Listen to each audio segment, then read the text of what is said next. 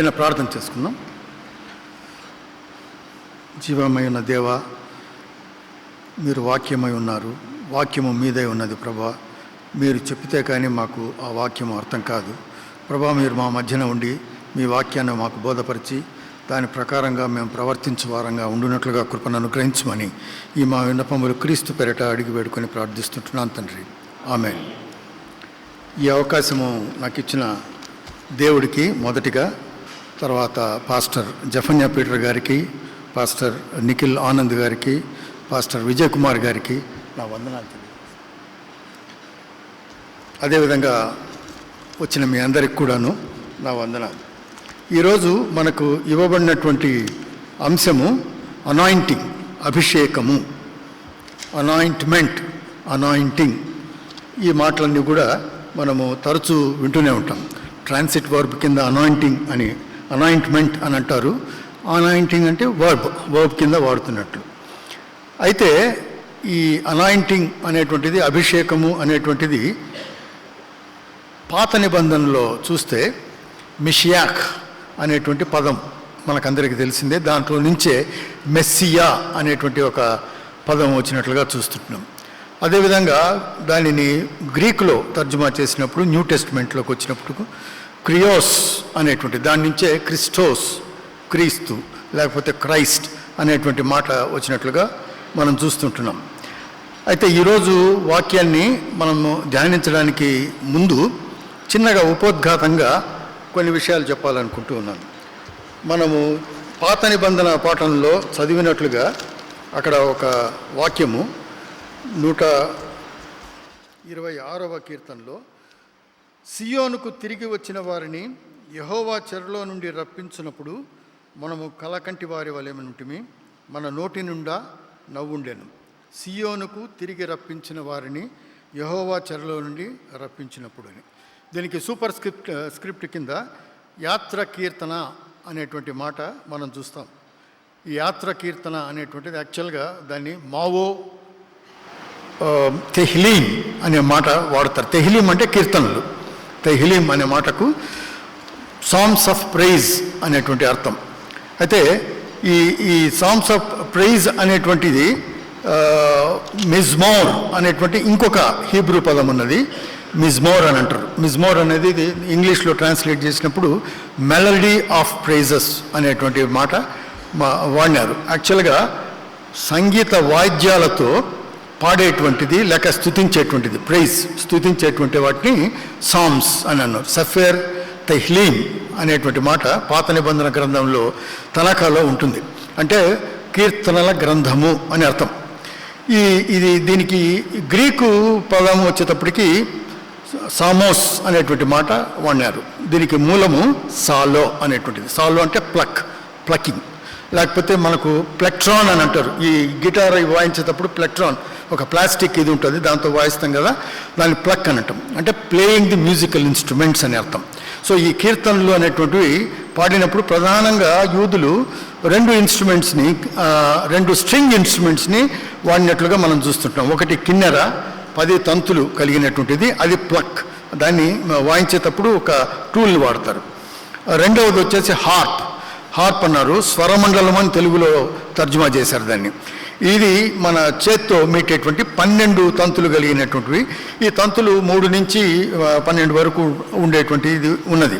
అయితే ఈ యొక్క ఫెస్టివ్ సీజన్స్లో మాత్రము ఫ్లూట్ కూడా వాయించేవాళ్ళు. సింబల్స్ అంటే తాళాలు, ఈ మ్రోగు తాళాలు, ఇవి ప్రధానమైనటువంటి ఇన్స్ట్రుమెంట్స్. వీటితో వాయించేటువంటి పాటలు. ఈ 126వ కీర్తన వచ్చేసి యాత్ర కీర్తన అని ఏదైతే అంటున్నామో మావో అనేటువంటిది. యాక్చువల్గా స్పెల్లింగ్ చెప్పాలని అంటే MAHALAW, మహ్లో అనేటువంటి మాట హీబ్రూలో వాడతారు. అయితే ప్రొనౌన్సియేషన్ దగ్గరకు వచ్చినప్పటికి మావో అని హీబ్రూలో ప్రొనౌన్స్ చేస్తారు. ఈ మావో అనేటువంటి దానికి గో అప్ అనేటువంటిది, టు గో అప్. అందుకనే ఈ కీర్తనలను the songs of ascendancy, songs of ascendance అనేటువంటి మాట, లేకపోతే సాంగ్స్ ఆఫ్ డిగ్రీ అనేటువంటి మాట కూడా మనం చూస్తాం.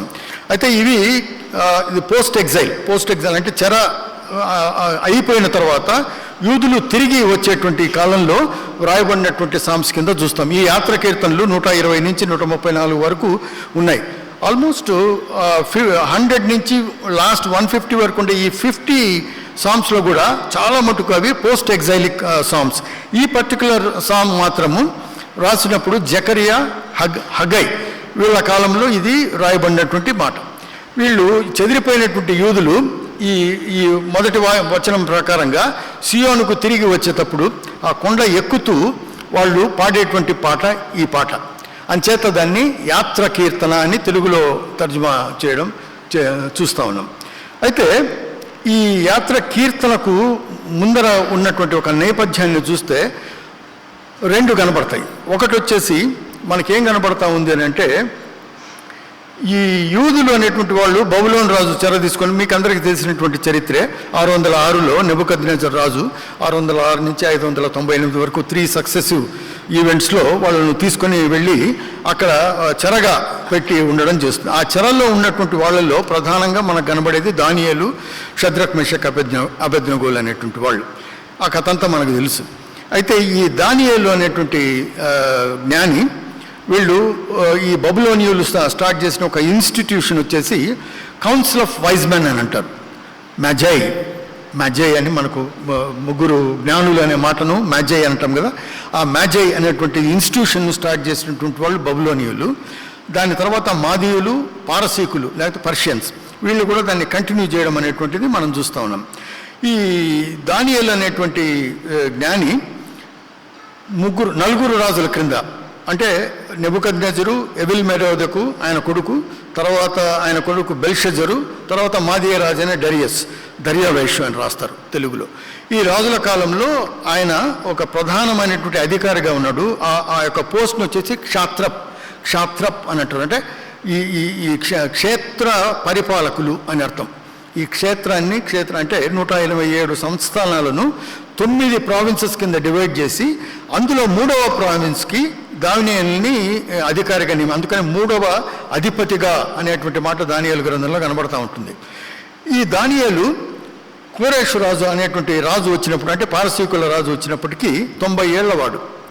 ఈ 90 ఏళ్ల వాడు అయినప్పుడు ఈ కోరేసు రాజు లేక పారసీక రాజు వచ్చినప్పుడు దానియేలు ఒక దాన్ని ఏమంటారంటే డెలిగేషన్, ఒక ప్రతినిధుల బృందాన్ని తీసుకుని వెళ్ళి కోరేషు రాజు గారికి జ్ఞానులతో పాటు కొంతమంది యూదులు, ప్రధాన యాజకులు అందరూ కలిసి దానియేలు వీళ్ళని తీసుకొని కోరేషు రాజు దగ్గరికి వెళ్ళినప్పుడు, ఆ కోరేషు రాజు దగ్గరికి వెళ్ళి వీళ్ళకు ఒక మనవి చేశారు.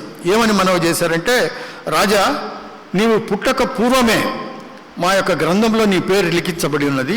యెషయా 45వ అధ్యాయం 1వ వచనంలో చూస్తే మనకు కనబడుతుంది. నిన్ను మా దేవుడు అభిషక్తుడు, మెస్సియా అనేటువంటి మాటతో నిన్ను పిలిచాడు. కాబట్టి నువ్వు మాకు విడుదల కలగజేసేటువంటి రాజు అని చెప్పేసి ఒక డెలిగేషన్ తీసుకొని పోయారు. యెషయా దాదాపు 740 బీసీ నుంచి 680 బీసీ వరకు ఉన్నటువంటి కాలంలో ఉన్నటువంటి ప్రవక్త. అయితే ఈ కోరేషు రాజు 580లో జన్మించాడు. ఈ యొక్క వాక్యాన్ని విని ఈ యూదులు చూపెడితే, ఆ యొక్క గ్రంథాలను చూపెడితే చాలా సంతోషించాడట. సంతోషించి ఈ హస్ పాస్డ్ ఏ డిక్రీ. ఆ డిక్రీ ఏమనంటే, ఒక తాకీదు వీళ్ళందరినీ చెరలో ఉన్నటువంటి యూదులను తిరిగిపోయేదానికి అనుమతించి ఒక డిక్రీని పాస్ చేశాడట. ఒక తాకీదును ఇచ్చినట్లుగా మనం చూస్తూ ఉంటున్నాం. ఇది 538వ సంవత్సరం బీసీ నాడు జరిగినటువంటిది. అప్పుడు జెరుబ్బాబెలు, చాలామంది యూదులు జెరుబ్బాబెలు అధికారంలో, జెరుబ్బాబెలు అంటే యూదా వంశానికి చెందినటువంటి దావీదు గోత్రానికి చెందినటువంటి, దావీదు గోత్రంలో నుంచి పుట్టినటువంటి వాడు, వీళ్ళందరూ కలిసి యెరూషలేముకు వచ్చిన తర్వాత జెరుబ్బాబెలు ఆధ్వర్యంలో 516, 515 ఈ క్రీస్తుకు పూర్వంలో ఈ మందిరాన్ని మరలా నిర్మించినాడు. యూదుల ప్రకారం చూస్తే వాళ్ళు చేసిన పాపానికి, వాళ్ళు చేసినటువంటి తప్పిదాలకు, అన్య దేవతలను పూజించడానికై చేసినందుకు వాళ్ళను చెరగొనిపోయినట్లుగా యూదుల యొక్క perspective. But God has a different perspective. దేవుడికి ఉన్నటువంటి దృక్పథం వేరే ఉన్నది. అందుకనే యోహాను సువార్తలో ఒక గుడ్డివాడు, 9వ అధ్యాయం మనకందరికీ తెలిసిందే, గుడ్డివాడు వచ్చినప్పుడు యూదులు అడుగుతారు, ఈయన తల్లిదండ్రుల, ఎవరు పాపం వీడి తల్లిదండ్రుల అని అడిగినప్పుడు దేవుడు అంటున్నాడు, యేసు ప్రభు అన్నటువంటి మాట, దేవుని యొక్క కార్యాలు ప్రత్యక్షపరచబడడానికే ఈయన గుడ్డివాడుగా పుట్టాడని. అంచేత this is an alternate perspective, alternate voice అని అంటాం కదా, అది. ఆ విధంగానే దేవుని యొక్క క్రియలు ప్రత్యక్షపరచబడడానికై ఈ యొక్క యూదులు చెరగొనిపోయినట్లుగా చూస్తుంటున్నాం. The first condition of the Christ advent అంటే క్రీస్తు రావడానికి పూర్వమే ఒక ప్రిపరేషన్ అని అంటాం కదా, దాన్ని ఏమంటారు, preparing the path for Christ advent. యేసుక్రీస్తు రాకడకు సరళం చేసినటువంటి మార్గాల్ని, మొదటి మార్గం వచ్చేసి temple has to be reconstructed, మందిరము పునర్నిర్మించబడాలా అనేటువంటిది మొదటి కండిషన్. ఎందుకు పునర్నిర్మించబడాలంటే 2 అంశాలు ఉన్నాయి అందులో. ఒకటి వచ్చేసి అక్కడ బలులు అవన్నీ జరగాల. యేసుక్రీస్తు ప్రభువు అనాలజీ ప్రకారంగా మెటఫారికల్గా మాట్లాడినప్పుడు గొర్రెపిల్ల, లోక పాపంలోను మోసుకొని పోవు గొర్రెపిల్ల అనేటువంటిది, అంటే ఈ యొక్క బలులు అనేటువంటివి సరిపోవు. దేవుడే తానే తన యొక్క శరీరాన్ని మన కొరకు అప్పగించేటువంటి బలి పశువుగా ఈ లోకానికి వస్తున్నాడు అనేటువంటి దానికి సాదృశ్య రూపకంగా ఆ యొక్క గుళ్ళో ఇవన్నీ జరగాలి, క్రతువులన్నీ జరగాలి అనేటువంటిది.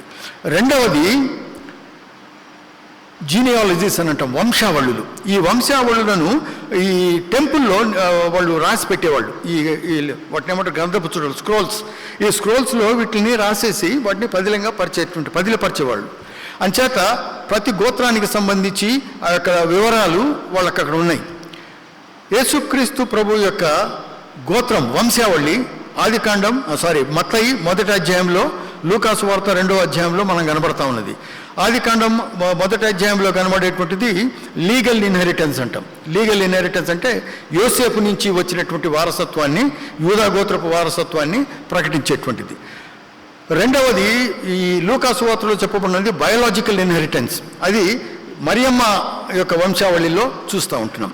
అంచేత ఈ రికార్డ్ లేకపోతే you would have become a mythical god like any other god. We would have a claim to say that is a historic person. చరిత్రలో ఉన్నాడు అనేటువంటి చెప్పేటువంటి సాహసం క్రైస్తవులంగా మనం చేసేవాళ్ళం కాదేమో. We would have been just like other religions, we would have been struggling to establish who the Christ is.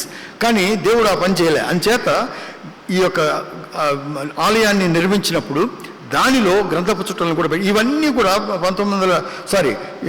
క్రీస్తుకు శకము 70వ సంవత్సరంలో టైటస్ అనేటువంటి వాడు, పాంపియే ఫస్ట్ ఇన్వేజన్స్ ఉన్నాయి. తర్వాత ఆయన కుమారుడైన టైటస్ వచ్చి మొత్తాన్ని కాల్చేసాడు. అప్పుడు ఈ యొక్క గ్రంథాలు వంశావళిలో చుట్టలు కూడా కాలిపోయినాయి. అయితే దీనిని దేవుడు మన కోసమే ప్రిజర్వ్ చేసినట్లుగా చూస్తున్నాం. ఈ 2 ప్రీ కండిషన్స్ యేసుక్రీస్తు యొక్క అడ్వెంట్ని సుగమం చేసేదానికి మనం చూస్తూ ఉంటున్నాం. అయితే యేసుక్రీస్తు పుట్టినప్పుడు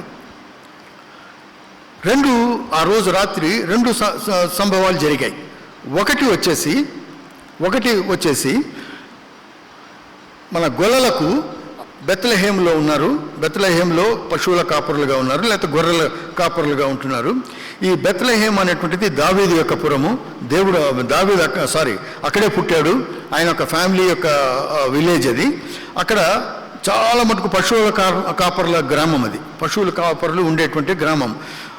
చాలా పంటలు కూడా పండేవి. అందుకని బెత్లెహేం అంటే ది హౌస్ ఆఫ్ బ్రెడ్ అని అర్థం. రొట్టెల నిలయము అని తెలుగులో తర్జుమా చేశారు.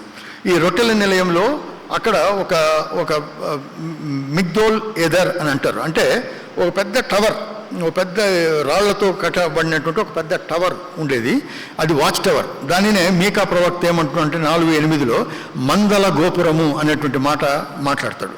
అంచేత ఈ మిగ్దోల్ అంటే వాచ్ టవర్ ఏదైతే ఉన్నదో, ఈ వాచ్ టవర్లో ఈ గొల్లలు వెళ్ళేసి అక్కడ 1 by 1 అంటే రాత్రి 4 జాముల కింద విభాగిస్తారు ఈ యూదులు. ఒక్కొక్క జాముకి ఒక్కొక్క కావలివాడు వచ్చేసి ఈ యొక్క గొర్రెలను చూస్తూ ఉంటాడు, క్రూర మృగాలు రాకుండా ఉండేదానికి. దానికోసమై కట్టినటువంటి ఆ యొక్క కట్టడం అది. అయితే అక్కడికి వచ్చినప్పుడు ఈ దేవదూతలు వచ్చేసి బెత్లెహేంలో మీ కొరకు శిశువు పుట్టి ఉన్నాడు, ఆయన క్రీస్తు రక్షకుడు పుట్టి ఉన్నాడు, ఆయన క్రీస్తు అనే అభిషక్తుడు మీ కొరకై వచ్చి ఉన్నాడు, మెస్సయ్య అనేటువంటి మాట. ఈ మెస్సయ్య మీకోసం పుట్టి ఉన్నాడు అనేటప్పటికీ అక్కడ ఉన్నటువంటి ఈ కాపరులు ఎవరయ్యా అంటే, ఈ కాపరులు they are connected with the temple. ఇది గమనించాలి. వీళ్ళు మందిరానికి సంబంధించినటువంటి కాపర్లు. ఎందుకంటే మందిరం అనేటువంటిది అప్పటికే ప్రధాన యాజకులు వీళ్ళందరూ దాన్ని వ్యాపార పుట్టిలుగా మార్చినారు. మన నిఖిల్ పాస్టర్ గారు చెప్తూ అక్కడ జరిగేటువంటి తంతులంతా గురించి చెప్పారు కదా, మార్కెట్ ప్లేస్ కింద మార్చినప్పుడు దేవాలయాన్ని. ఆ విధంగా మార్చినప్పుడు ఈ గొర్రెలు కూడా అక్కడ కొనాల్సినటువంటి గొర్రెలే.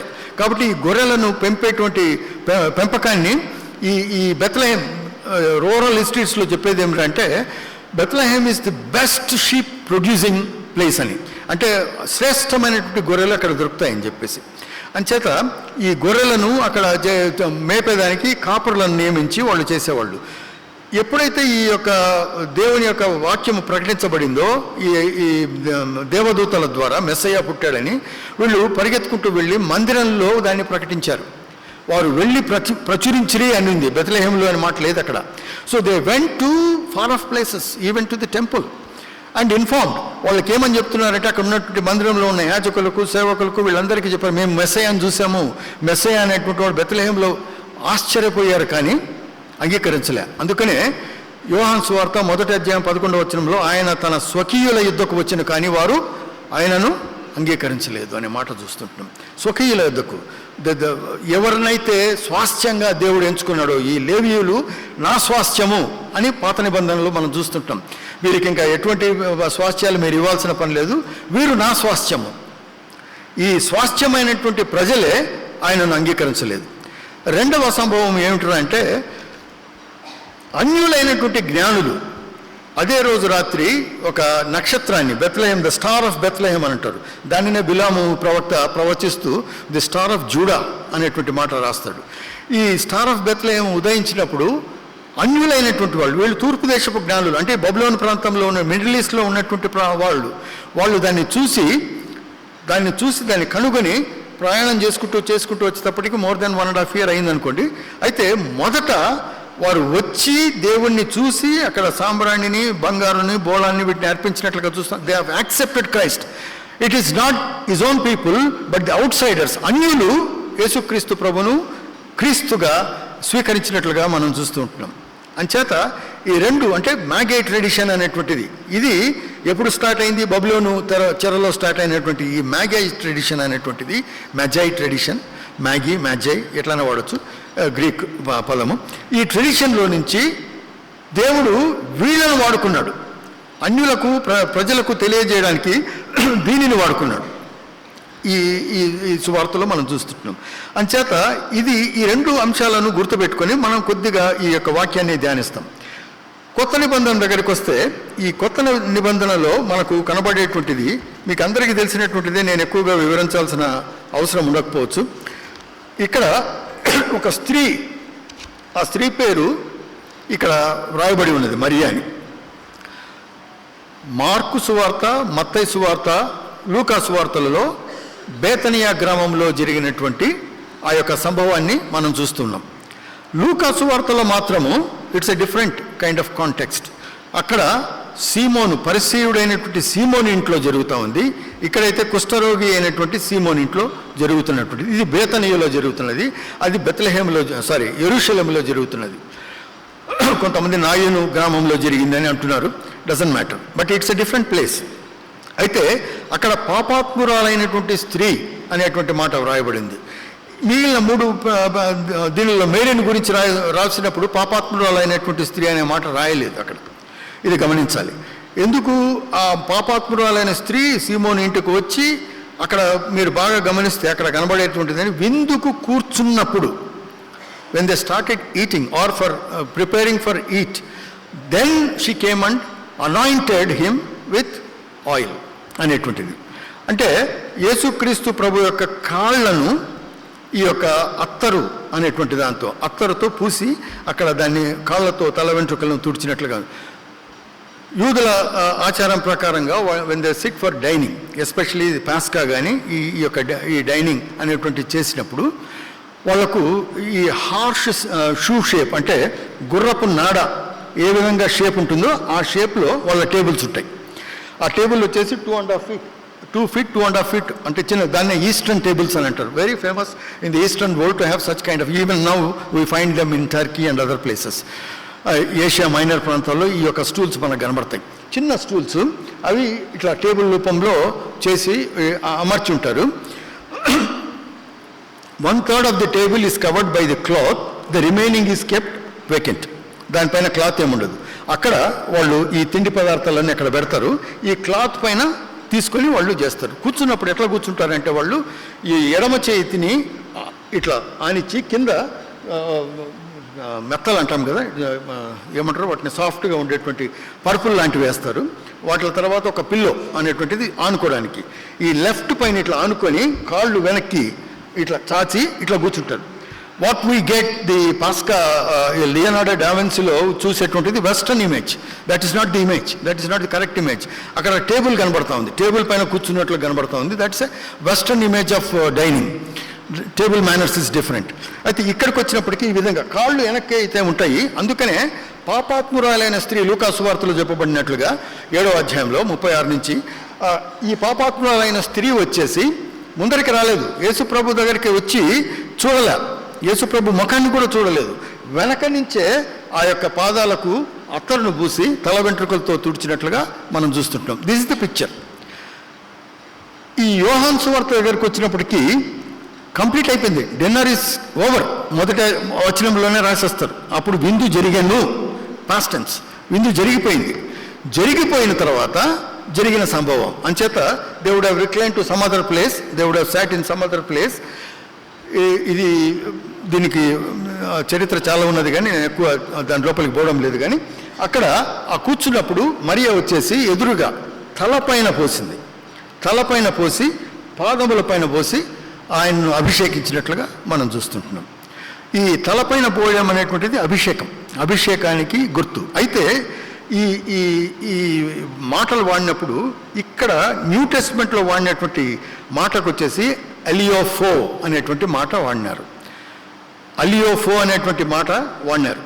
అంటే దేనికి? ఈ ఈ ఈ కుమ్మరించడం అనేటువంటి దానికి మిషయాక్ అనేటువంటి ఏ పదం అయితే ఉన్నదో దానికి బదులుగా అలియోఫో అనేటువంటి మాట. అలియోఫో అని అంటే కుమ్మరించడం కాదు, రబ్బింగ్, దాన్ని ఏమంటారు, పూయడం అనేటువంటిది. అంచేత కాళ్ళపైన ఇక్కడ ఇంకొక ఇంట్రెస్టింగ్ ఫినామినా మనం గమనిస్తే, బాగా పరిశీలిస్తే, what is the beauty of gospels? Beauty of gospels is the perspective of the gospel writers. వాళ్ళు రాసినటువంటి తీరును చూస్తే బాగా మనం అనలైజ్ చేయగలిగితే, ఈ యోహాను చూసేటువంటి తీరు ఎలా ఉందనంటే, he has only reported that she has poured the oil on the feet. కాళ్ళపైన వేసినట్లుగా మాత్రమే చూస్తున్నాడు. ఎందుకంటే యేసుక్రీస్తు ప్రభువుకి అతి దగ్గరగా రొమ్మున ఆనుకొని ఉన్నటువంటి వాడుగా ఉన్నాడు కాబట్టి దగ్గరలో ఉన్నప్పుడు ఆయన చూసినటువంటి తీరు ఏమిటంటే దిస్ ఈజ్ అన్యూజువల్. కాళ్ళపైన పోసి ఆ విధంగా చేయడం అనేటువంటిది దట్ ఈస్ వెరీ అన్యూజువల్. అందుకని అలియఫో అనేటువంటి మాట, నాట్ మిషయాక్ అనేటువంటి మాట. ఈ అలియఫో అనేటువంటి మాట ఈ యోహాన్ మాత్రమే వాడుతున్నట్లుగా మనం చూస్తుంటున్నాం. ఎప్పుడైతే ఇది జరిగిందో, ఈ యొక్క సంభవం జరిగిందో, is just direct seeing at the feet of lord Jesus. Perspective, direct perspective, experiencing Christ from very close encounters. చాలా దగ్గరగా యేసుక్రీస్తు ప్రభువును చూస్తున్నాడు. అంచేత స్మియరింగ్ అనేటువంటి మాట. అయితే ఈ స్మియరింగ్ అనేటువంటి మాటకు మెసా అనేటువంటి మాట హీబ్రూలో వాడినారు. MASHA రాసేటప్పుడు, పలికేటప్పుడు మీసా అనేటువంటి మాట పలుకుతాం. షా అనేటువంటి మాట పలకరు హీబ్రూలో, మీసా. ఈ మీసా అనేటువంటి మాటను లౌకికంగా కూడా చాలాసార్లు వాడినట్లుగా మనం చూస్తాము. డాళ్ళు ఉంటుంది కదా, ఈ డాళ్లకు నూనె పూసేసి యుద్ధానికి వెళ్ళేటువంటి వాళ్ళు, దాన్ని కూడా వాళ్ళు మీసా అనేటువంటి మాటనే వాడినారు. అదేవిధంగా తల వెంట్రుకలకు నూనె పోసేసుకొని దాన్ని అలంకరించుకోవడానికి కూడా మీసా అనేటువంటి మాట. ఇర్మియాలో ఈ గోడలకు రంగు వేసేదానికి కూడా మీసా అనేటువంటి మాటలు. So there are several innumerable context where it is used as a secular term, not as a biblical term, not as a religious term, spiritual term rather. అది మనకు కనబడతా ఉన్నది. అంచేత అయితే రెండిట్లకు మధ్యన వ్యత్యాసం ఏమిటంటే, ఒకటి చేసినప్పుడు స్మియరింగ్, పూయడం అనేటువంటిది. అక్కడ అత్తర్ను పూశారు ఆ యొక్క పాపాత్మురాలైన స్త్రీ. ఇక్కడ ఈమె పూసింది అచ్చ జటామాంసి అనేటువంటి మాట. అచ్చ జటామాంసి అనేటువంటిది ఈ నాడ్ అని గ్రీకులో రాసినప్పుడు నాడ్ అని అంటారు. నాడ్ అనే మాట వాడినారు. ఈ నాడ్ అనేటువంటి ఇది ప్యూర్ నాడ్, అచ్చ జటామాంసి. ఇది హిమాలయ పర్వతాల్లో దొరికేటువంటి యొక్క మొక్క నుంచి తీసినటువంటిది. అది చాలా వెరీ కాస్ట్లీ. 300 దేనారాలు అని రాశారు కదా. 200 దేనారాల్లో ఆ రోజుల్లో 5,000 మంది పురుషులకు ఆహారం పంచొచ్చట. 5,000 మంది పురుషులకు, అంటే స్త్రీలు పిల్లలు కాకుండా 5,000 మంది పురుషులకు 200 దేనారాలతో పంచేటువంటి అంత ఎక్స్పెన్సివ్ కైండ్ ఆఫ్ థింగ్ అక్కడ కనబడతా ఉంది.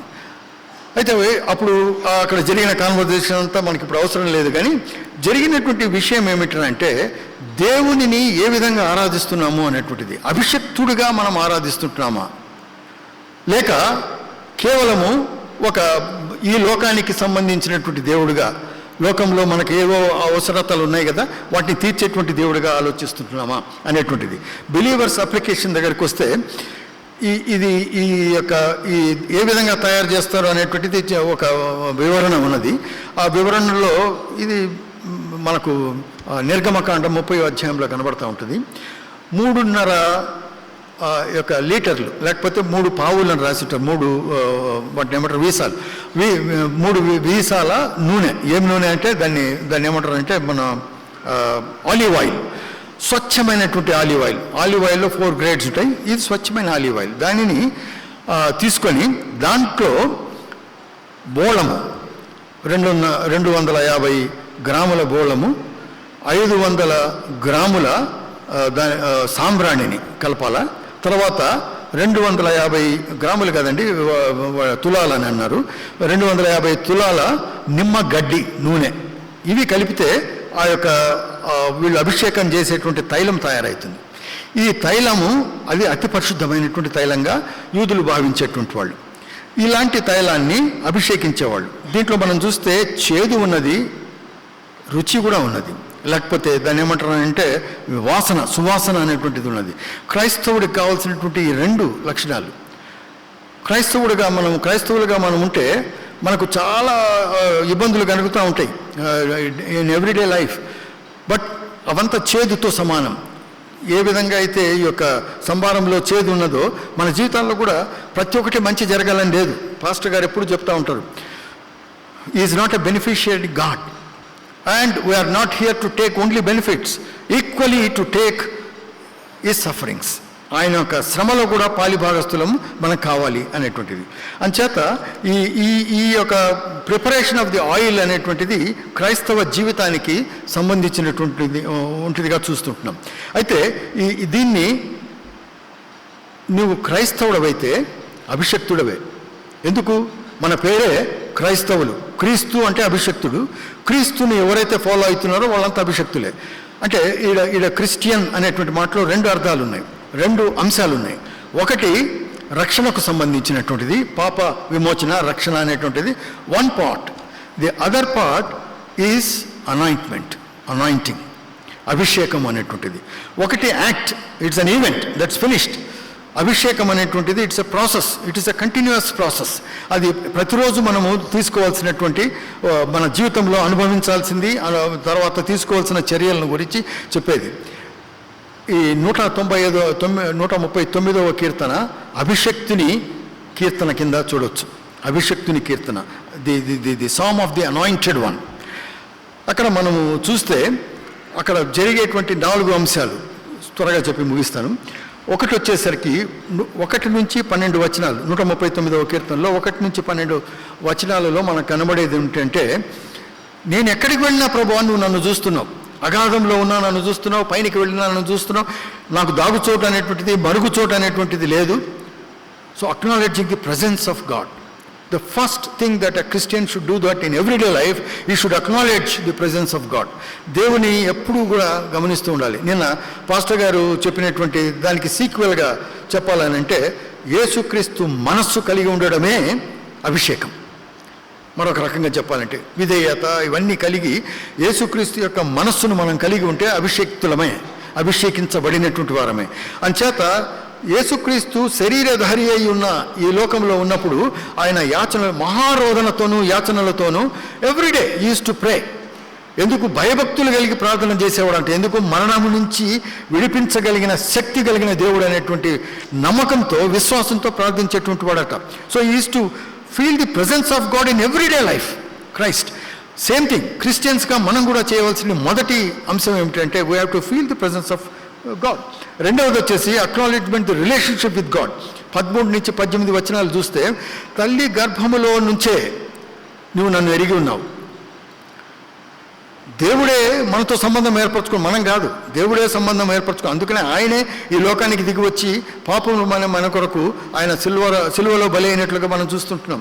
కాబట్టి దేవునితో సంబంధం అనేటువంటిది అభిషక్తునికి అవసరమైనటువంటిది. ఈ జూవిష్ సఫర్ హగ్దా అని అంటారు. అగ్దా అనేటువంటి మాట అంటే టీచింగ్స్ అని అర్థం. ఇది మిద్రష్ అనేటువంటి ఒక లిటరేచర్ ఉన్నది వాళ్ళది, ఓరల్ టోరా అని అంటారు. దీనికి వ్యాఖ్యానంగా చాలా వచ్చినాయి. అమోరిమ్స్ అనేసి, తనీయిమ్స్ అనేటువంటి, ఇవన్నీ different sources of studying history of the Bible. అయితే ఈ యొక్క అగదాలో చెప్పేటువంటిది ఏమంటే బిలీవ్స్ కనెక్టెడ్ విత్ జ్యూస్ అనేటువంటిది కనబడుతుంది. One of the believes is that దేవుడు తన ఆత్మలో ఉన్నటువంటి ఒక దాన్ని తల్లి గర్భంలో ప్రవేశింపజేస్తాడు. లేకపోతే అది పిండమే, ఆ పిండానికి ఎటువంటి చలనము, ఎటువంటి ప్రాణం లేదు. ఎప్పుడైతే దేవుని ఆత్మ అందులో గర్భంలోకి వస్తుందో భయంకరంగా ఏడుస్తుందంట పిండం. ఎందుకనంటే దేవుని యొక్క సన్నిధి పోయింది, వెలుతురు పోయింది, కటిక చీకటి గర్భంలో. It has to float in that fluid. ఆ దాంట్లో కొట్టుకుంటూ, ఆ తేలే ఆడుతూ భయంకరంగా ఏడుస్తుందట ఈ యొక్క పిండం. అది వాళ్ళ నమ్మకం. పుట్టిన తర్వాత కూడా మొదట చేసేటువంటిది ఏడుపే. పుట్టిన బాలుడు ఆరు బాలిక చేసేటువంటిది ఏడుపే. ఒకవేళ ఏడవకపోతే నర్సెస్ వచ్చేసి ట్యాప్ చేస్తారు. ఎందుకు? To make that she's not to make sure that she's not a still baby అనేటువంటి దాంతో. కాబట్టి ఆ ఏడుపుతో మనకు వచ్చినటువంటి పిండాన్ని తండ్రులారా, తల్లులారా ఏం చేస్తున్నాం? ఈరోజు మన కుమార్తెలను గురించి మనము are we creating relationship with God to them also, are you exposing them to relationship with God? ఈ ప్రశ్న మనము సంఘంగా వేసుకోవాలి, ప్రతి ఒక్కరము వేసుకోవాల్సిన ప్రశ్న. మూడవదిగా acknowledging the distance from the world. 19-22 వచనాలలో మధ్యన 139వ కీర్తనలోంచే మాట్లాడుతున్నాను. Acknowledging the distanciation from the world. ఇది జరగాలి. ఇది జరగకపోతే నువ్వు లోకంతో ఏకమైపోయినట్లే.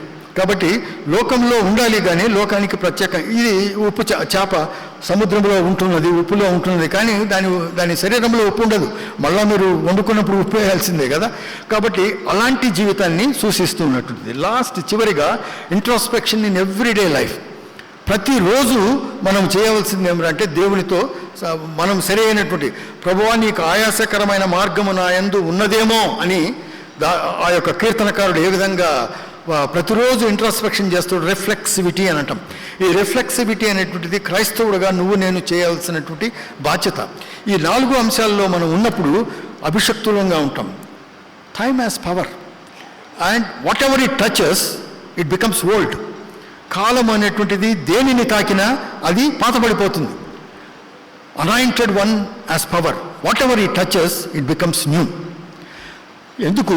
మనం క్రీస్తులో నూతన సృష్టిగా చేయబడి ఉన్నాం. కాబట్టి ఆ నూతన సృష్టిలోకి మనము ఇతరులను కూడా తీసుకొని రావాలని దేవుని ద్వారా మనము హెచ్చరించబడుతున్నాం. ఈ వాక్యాలను దేవుడు మన వినికిడిలో దీవించును గాక. చిన్న ప్రార్థన. ప్రేమ కలిగిన తండ్రి, ఈ సాయంకాల సమయం ప్రభా, మీరు మాకు ఇచ్చినటువంటి ఈ యొక్క వాక్యం నిమిత్తమై మీకు స్తోత్రములు. వాక్య ప్రకారంగా ప్రవర్తించుటకు కృపను అనుగ్రహించండి ప్రభా. మేము అజ్ఞానులము, అంధులము ప్రభా. కేవలము మీ యొక్క ఉచితమైన కృపలో మీ యొక్క జ్ఞానాన్ని మాకు ప్రసాదించి మీ అభిషేకంలో మమ్మల్ని నిరంతరము ఉంచమని ఈ మా విన్నపము క్రీస్తు పేట అడిగి పెట్టుకొని ప్రార్థిస్తుంటున్నాను తండ్రి. ఆమేన్.